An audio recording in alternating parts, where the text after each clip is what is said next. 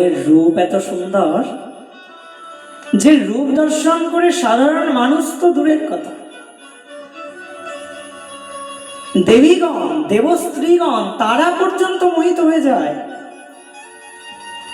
এক সময় দেবস্ত্রীগণ বিমান বিহার করছিলেন আকাশপথে। তারা বড় অহংকারে মত্ত হয়েছিলেন। তারা জানেন আমরা অমৃত পান করেছি, অমৃত পান করে আমরা স্থির যৌবনা, তাই সচরাচর কারোর দিকে তারা তাকিয়ে দেখেন না, মানুষের দিকে তো তাকিয়ে দেখেনি না। এদের সৌন্দর্য দুদিনের সৌন্দর্য, দুদিন পর এদের সৌন্দর্য নষ্ট হয়ে যাবে।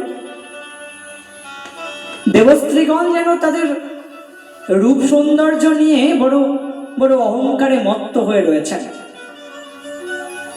কিন্তু তাদের এটা জানা নাই যে পৃথিবীতে তারা বিচরণ করছেন, সেই পৃথিবীতে বৃন্দাবন রয়েছে, আর সেই বৃন্দাবনে নবীন মদনের উদয় হয়েছে। বৃন্দাবনে এমন একজন আছেন যার মূর্তিটির রমণী মোহন, রমণীদের মোহন করে তার রূপ। এ কথা দেবস্ত্রীদের জানা ছিল না। দেবস্ত্রীরা অমন করে অহংকারে মত্ত হয়ে আকাশপথে বিচরণ করছিলেন। ঠিক সেই সময় শ্যামসুন্দর নিজের বংশীর ধ্বনিটা করতে লাগলেন। বাঁশিটা বেজে উঠল। যেই না বংশীর ধ্বনি শুনতে পেল দেবস্ত্রীগণ এবার যেদিক থেকে বংশীর ধ্বনি ভেসে আসছিল সেই দিকে নয়ন নিক্ষেপ করলেন। আর যেই না নয়ন নিক্ষেপ করেছেন, ব্যাস অমন রমণী মোহন মূর্তি দর্শন করে আর দেবস্ত্রীগণ ঠিক থাকতে পারলেন না। দেবস্ত্রীগণ এতদিন অহংকারে মত্ত ছিলেন, কিন্তু আজ ওই রমণী মোহন মূর্তি দর্শন করে দেবস্ত্রীগণ কি করলেন না, বিমানের ওপরই ঢলে পড়ে গেলেন।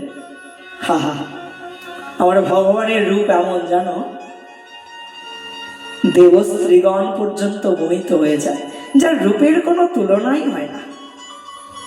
এ জগতে তুল মেলে না, তুলনা ওনার রূপের কোনো তুলনা তুলতে যেও না, কারণ ওই রূপের কোনো তুলনা হয় না। এ জগতে তার তুলনাই নাই, এমন কিছু নাই যার সঙ্গে তার তুলনা তুলবে।